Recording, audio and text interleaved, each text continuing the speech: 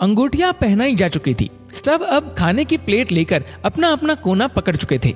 नेहा अब अपनी सहेली और होने वाली जेठानी व ननद के साथ सिमटी सिकुड़ी बैठी थी। इधर उधर की बातें चल रही थी। इतने में सासू माँ कमरे में आई और नेहा के पास बैठते हुए बोली, देखो नेहा, अब शादी में कुछ ही दिन बचे हैं, तो धूप में कम निकलना। बेसन, दही और हल्दी का लेप रोज रात को लगाते रहना, उससे रंग साफ हो जाएगा। नेहा ने हाँ में सिर हिला दिया। अब जेठानी चहकते हुए बताने लगी, हाँ, नींबू और टमाटर का रस लगाओ तो रंग साफ हो जाएगा। देवर जी को गोरी चिट्टी लड़कियां पसंद है, मेरे जैसी। और खिलखिलाकर हंस पड़ी। फिर माहौल हल्का हो गया। खैर, धीरे धीरे शादी के दिन नजदीक आने लगे।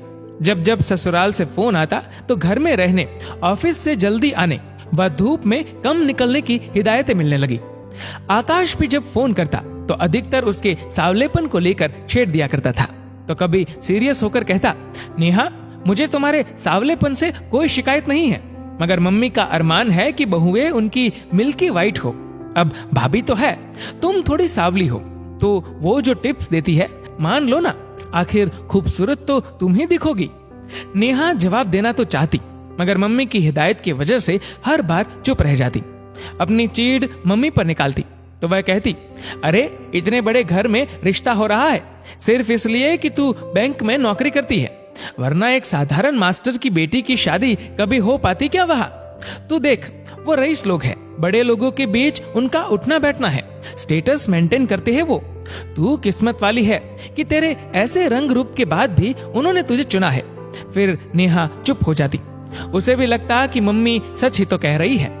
सोचती कि बदलते वक्त के साथ सब ठीक हो जाएगा। लेकिन जैसे जैसे शादी के दिन नजदीक आने लगे, सासू माँ और आकाश का ये प्रेशर बढ़ने लगा। नेहा ये सब इग्नोर करना तो चाहती, मगर कर नहीं पाती। फिर खुद में अंदर ही अंदर और चिढ़ने लगी। जो रंग खिलना चाहिए था, उपटन लगने के बाद वो और मुरझाने लगा।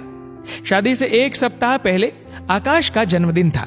आकाश ने पार्टी में नेहा को भी बुलाया था। सासू माँ ने पहले ही फोन पर समझा दिया था कि पार्लर होते हुए पार्टी में आए।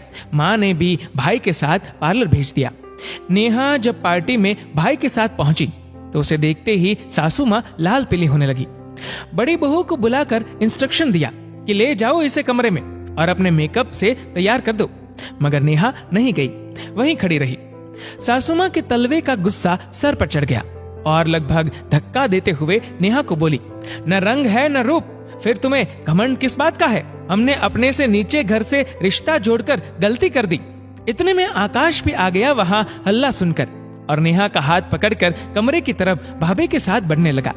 नेहा अब धीरे से उसके हाथ से अपने हाथ को आजाद करवाते हुए वापस सासू माँ की तरफ बढ़ने लगी और उनके करीब जाकर बोली, हाँ, मैं साधारण घर से हूँ, मेरा रंग सावला है, मुझे घमंड तो नहीं, मगर गर्व है खुद पर। मैं अपनी कड़ी मेहनत से आज एक छोटे से मुकाम पर हूँ।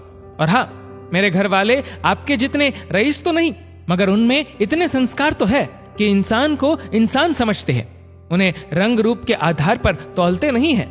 और आकाश, तुम, खैर तुमसे कोई शिकायत नहीं है, क्योंकि तुमने बचपन से ही यही देखा है कि औरतें सजावटी सामान हैं, तो उनका वेल डेकोरेटेड होना लाजमी है।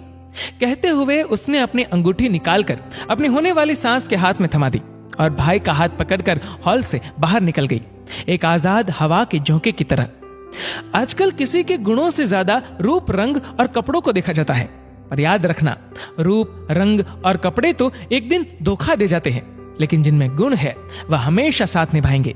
दोस्तों, इस वीडियो को लेकर आपकी क्या राय है, नीचे कमेंट करके जरूर बताएगा। और अगर आपको वीडियो अच्छा लगा हो तो वीडियो को लाइक करेगा, शेयर करेगा ज्यादा से ज्यादा लोगों तक। और ऐसे ही और भी इंस्पिरेशनल वीडियोस के लिए सब्सक्राइब करें हमारे यूट्यूब चैनल को और फेसबुक पर फॉलो करें हमारे पेज को। धन्यवाद।